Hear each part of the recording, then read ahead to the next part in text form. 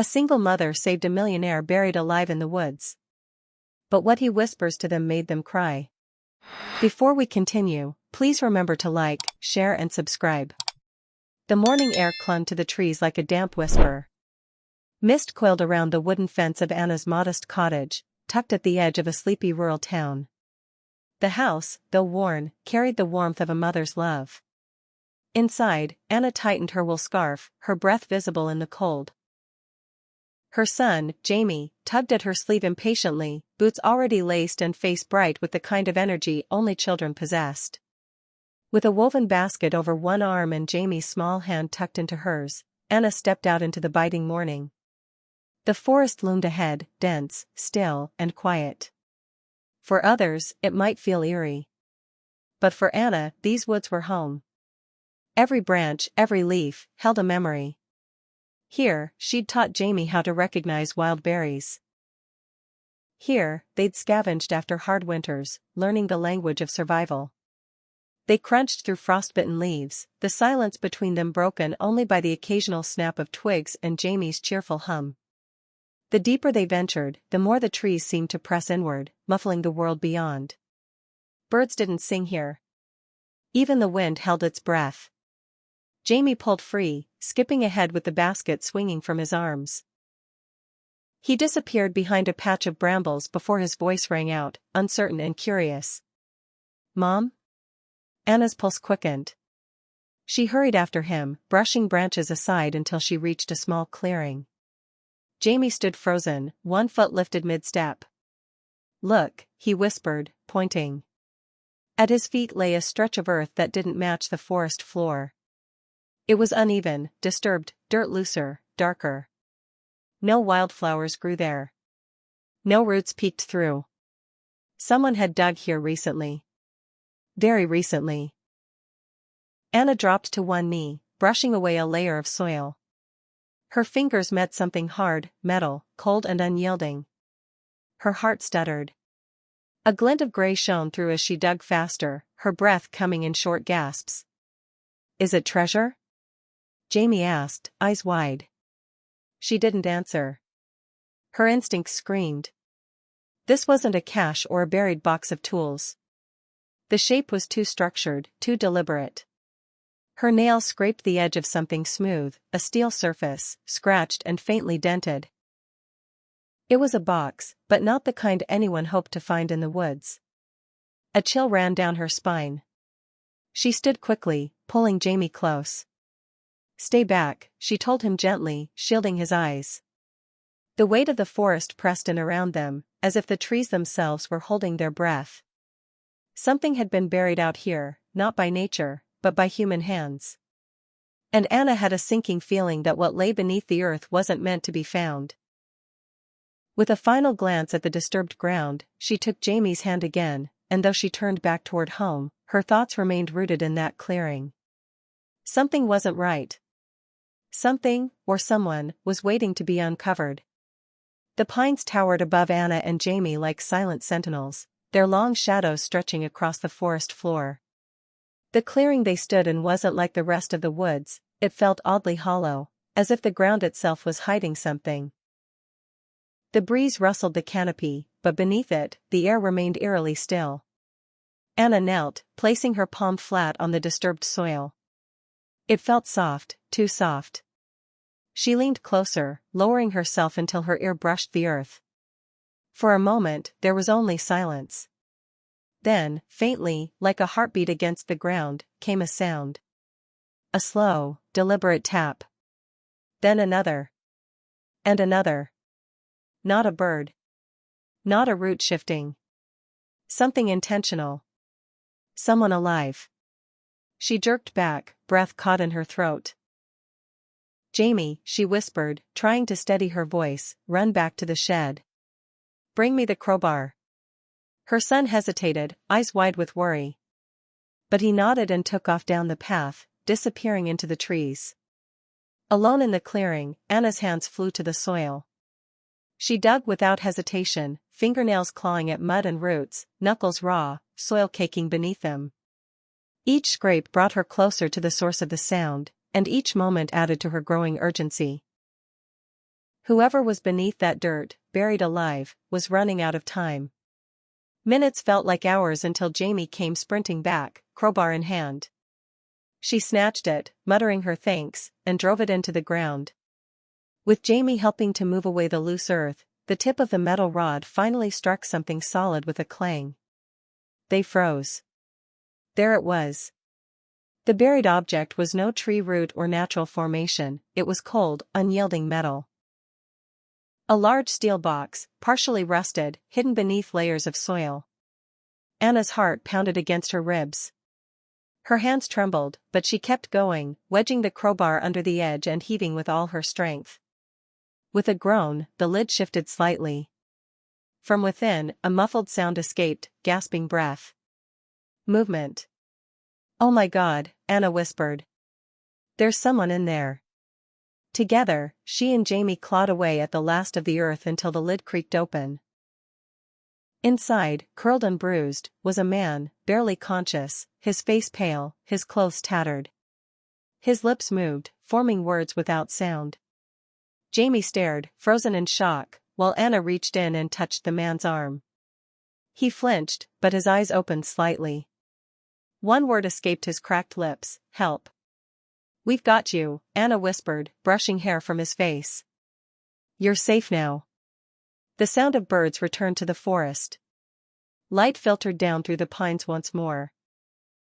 But for Anna and Jamie, the world had just changed forever. In that quiet corner of the woods, under a blanket of earth and secrets, they had unearthed not just a buried man, but a mystery that would soon change everything they thought they knew. The steel was scratched, dented, and caked in thick layers of mud. As Anna knelt beside it, her chest tightened. She had seen strange things in the woods before, fallen trees, abandoned tools, once even a snake nest, but never this. Never a coffin buried where no grave should be. Her hands were raw, her nails cracked and bleeding from tearing away the earth. Her son Jamie stood behind her, holding the flashlight with trembling fingers, his wide eyes glued to the box. Anna wedged the rusty crowbar beneath the edge of the lid, her palms slick with sweat and dirt. The metal groaned in protest. She paused, looking at Jamie. "Turn away if you want," she said softly. But Jamie didn't move. He just swallowed and held the light steady. With a final breath, Anna leaned into the crowbar. The lid screeched as it gave way, cracking open by inches. Then, suddenly, the hinges gave out completely. The lid popped free and slammed to the side. For a moment, the world stilled. Inside lay a man, barely alive. His suit, or what remained of it, was a torn and expensive thing, clinging to a body bruised and bloodied. Dirt streaked his face. His chest rose and fell, painfully slow. His lips were pale. One of his hands twitched slightly, brushing against the interior wall as if he had tried to claw his way out. Anna gasped, stepping back in horror. The reality hit her like a fist: someone had buried this man alive. Jamie whimpered behind her, the light shaking in his grip. "Mom, is he dead?" "No, baby." Her voice trembled. "He's breathing." She leaned back over the coffin, brushing away the grime from the man's face. His eyelids fluttered, and he made a soft, broken sound, a gasp, barely louder than a breath. Anna pulled off her coat, tucking it around his body with shaking hands. "You're okay," she whispered, though she wasn't sure if it was true. "You're safe now. We've got you." The man's eyes opened a sliver. There was a flicker of awareness, then panic, then disbelief. His lips parted like he wanted to speak, but no words came. Only a hoarse rasp. Jamie sniffled and knelt beside her, watching. "Why would someone do this?" he asked. Anna had no answer. Her mind spun with possibilities, none of them good. Someone had meant for this man to disappear. To suffer.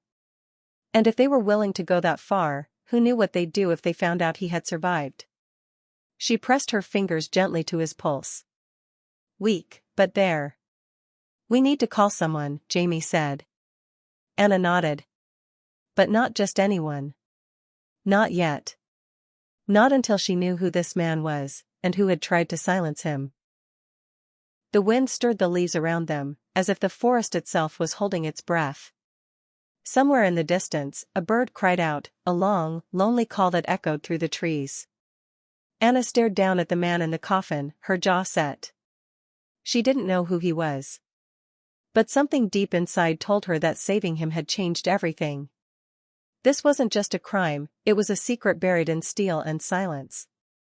And now that secret had a second chance to speak. Emergency sirens pierced through the thick forest air, growing louder as they neared. Anna sat on the cold ground, her back against a rough tree trunk, cradling the man's head gently in her lap. Her fingers trembled as she brushed stray dirt and tangled hair away from his pale face.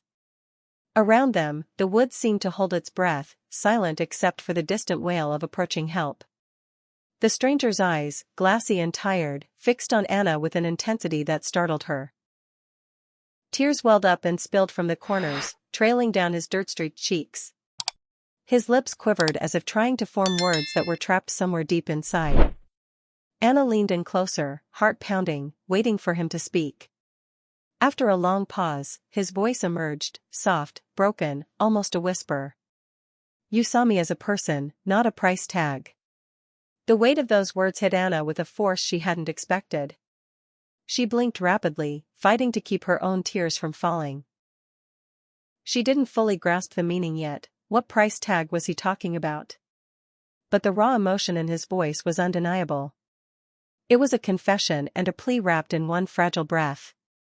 Her mind flashed back to everything she'd done that day, the digging, the frantic struggle to free him from the earth, the moment she wrapped him in her coat and promised safety.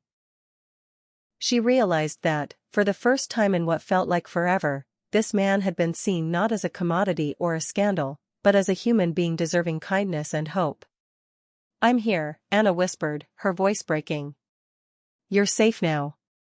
We'll get you help." The stranger tried to smile, a faint movement of his lips that barely lifted the corners. But exhaustion weighed heavy, and his eyelids drooped. His breaths became shallow, uneven. His hand weakly squeezed hers before it fell limp. The sound of footsteps on the forest floor grew nearer. The flashing red and blue lights finally broke through the trees, bathing the clearing in a surreal glow. Paramedics rushed forward, speaking quickly but gently, assessing the man's condition. Anna stepped back, tears streaming freely now, as they lifted him onto a stretcher and secured him carefully. Before they carried him away, the man's eyes fluttered open one last time. He looked directly at Anna again, his voice barely audible but filled with quiet gratitude. "Thank you, for seeing me." Then his gaze softened, and his eyes slowly closed. Anna watched as they hurried him toward the waiting ambulance. The sirens blared louder, the moment charged with urgency and hope. But beneath the noise, her thoughts lingered on those whispered words, echoing in the stillness around her. In that brief, fragile exchange, she understood something profound. Not just about the man she had saved, but about herself and the world. Too often, people were judged by their wealth or status, measured by what they owned or owed. But true value was something deeper, something intangible. It was seeing others with compassion, beyond surface appearances or assumptions. As the ambulance disappeared down the winding road, Anna wiped her cheeks, her heart heavy but strangely light. She felt a shift within her, a renewed sense of purpose. The forest was no longer just a place of survival, it was the ground where a broken man was given a second chance, and where a single mother's kindness had rewritten a story that had almost ended in silence. The whispered words lingered in the air, "You saw me as a person, not a price tag." And in hearing them, Anna knew that sometimes the smallest acts of humanity could carry the greatest power, changing lives, healing wounds, and offering hope when it was needed most. The sterile hospital room buzzed with a tense energy, a whirlwind of voices and flashing cameras that felt out of place amid the antiseptic walls and humming machines. Police officers stood in clusters, their faces grim and focused, as doctors moved quickly between monitoring devices and the recovering man lying in the bed. Media personnel crowded the doorway, their cameras capturing every moment, every whispered conversation, eager for a story that would grip the world. The man in the bed was Nathan Vale, one of the most influential tech entrepreneurs of the decade. His name alone carried weight in the business world, known for revolutionary innovations and a ruthless edge that had earned him both admirers and enemies. It had been 12 days since anyone had seen or heard from him, and the news of his disappearance had set off a frenzy of speculation. Now, here he was, alive but fragile, a mystery waiting to be unraveled. Detectives approached Anna cautiously. She sat quietly in a corner of the room, clutching a worn jacket, her eyes tired but alert. Despite her central role in saving Nathan's life, she felt invisible beneath the glaring attention given to the millionaire. Reporters pushed past her, their questions sharp and invasive, while flashing lights captured her every hesitant movement. Yet, behind the scenes, the detectives whispered words of quiet praise, impressed by her courage and the clarity of her observations that had led to the discovery. Anna answered their questions carefully, recounting the day in the woods, the strange noise beneath the soil, the frantic digging, the moment she found Nathan barely clinging to life inside the buried coffin. Her voice wavered only once, when she described the look in his eyes as he whispered words that had stayed with her since. "You saw me as a person, not a price tag." The detectives exchanged knowing looks, sensing there was more to the story than just a simple rescue. Authorities suspected foul play. Nathan's disappearance was not an accident or a random tragedy, it reeked of something far darker. Business rivals, jealous partners, and disgruntled enemies quickly became suspects in the eyes of the police and the public. News channels ran endless theories, spinning tales of corporate espionage, betrayal, and greed.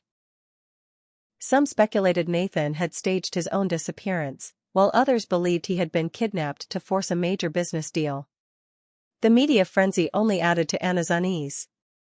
Headlines focused on the millionaire's dramatic return and the scandalous possibilities surrounding his disappearance. But the woman who had saved him, the single mother with quiet strength and an unshakable sense of humanity, was barely a footnote in the story. Cameras overlooked her, questions bypassed her, and the world rushed on without fully acknowledging her role. When the police and media left, Anna returned to her modest home, the weight of the past days pressing down on her.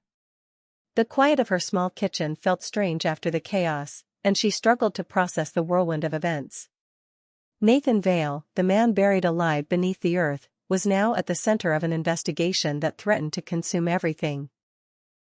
She wondered if he truly wanted to be saved, and what secrets lay buried deeper than the soil. Anna sat by the window, watching her son play in the fading afternoon light, trying to find calm in the simple moments. She knew that life would never be the same, not just for Nathan, but for herself as well. The rescue had changed something fundamental, opening doors she hadn't expected and revealing a world of power and danger far beyond her quiet life. Yet, despite the fear and uncertainty, Anna felt a flicker of resolve. She had seen the man behind the millionaire's mask, glimpsed his vulnerability and his humanity. And no matter what the investigation uncovered, she was determined to hold on to that truth, because sometimes, in a world driven by greed and ambition, the greatest power lies in simple acts of kindness and courage. As night fell, the investigation continued beyond the hospital walls, but for Anna, the real journey had only just begun. 1 week had passed since the chaos, the hospital stays, the flashing cameras, the endless questions that had left Anna feeling invisible in her own story. The world had been captivated by the millionaire's dramatic rescue, but for Anna, life had quietly settled back into its usual rhythm. The woods remained a place of survival and solace, and her modest home echoed with the laughter and chatter of her son. Then, one late afternoon, a sharp knock at the door startled her. Peering through the window, Anna spotted a sleek black car parked silently in the driveway. Her heart skipped. It was unexpected, unsettling even, but she found herself opening the door before her mind could catch up. There stood Nathan Vale. Gone was the polished businessman the media had portrayed. Instead, he wore simple jeans and a faded hoodie, his eyes tired but earnest. There were no bodyguards, no flashing cameras, no entourage, just the man she had pulled from the earth, standing quietly on her porch. He didn't come with grand speeches or demands. Instead, Nathan looked directly at Anna, his voice low and steady as he expressed his gratitude.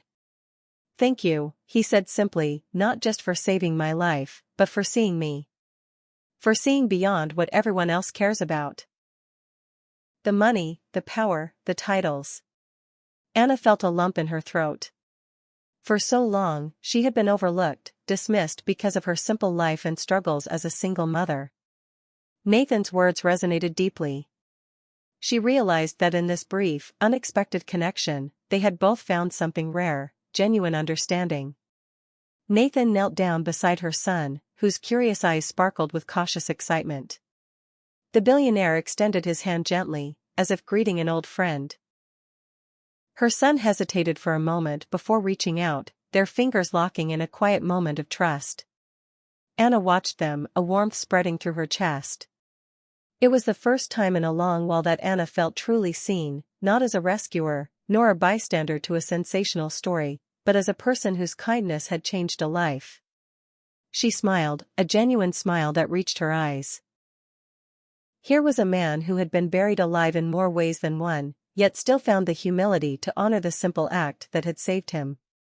Nathan stayed only a little while, sharing stories and laughter without pretense. They spoke not of business deals or headlines but of life, its struggles and surprises, its pain and beauty. Anna realized that beneath the layers of wealth and tragedy, he was just a man searching for connection, much like herself. When he finally stood to leave, Nathan looked back with a quiet promise, "This isn't goodbye. I want to be part of your world now, in whatever way you'll have me." As the black car disappeared down the road, Anna closed the door softly, her heart lighter than it had been in months. The unexpected visitor had brought more than gratitude, he had brought hope, friendship, and the reminder that sometimes, the most profound bonds are forged in the most unlikely places. The sun hung low over the tranquil lake just outside town, casting golden hues that shimmered across the gentle ripples. Anna sat on the worn wooden dock, her son nestled close beside her. Across from them, Nathan Vale crouched down, smooth stones in hand, preparing to skip them across the glassy surface. It was a simple scene, peaceful and ordinary, but beneath it lay a profound new chapter in their lives. Their story had started with desperation and fear, buried beneath the earth in a dark, unforgiving coffin. But the rescue had been only the beginning, not the end.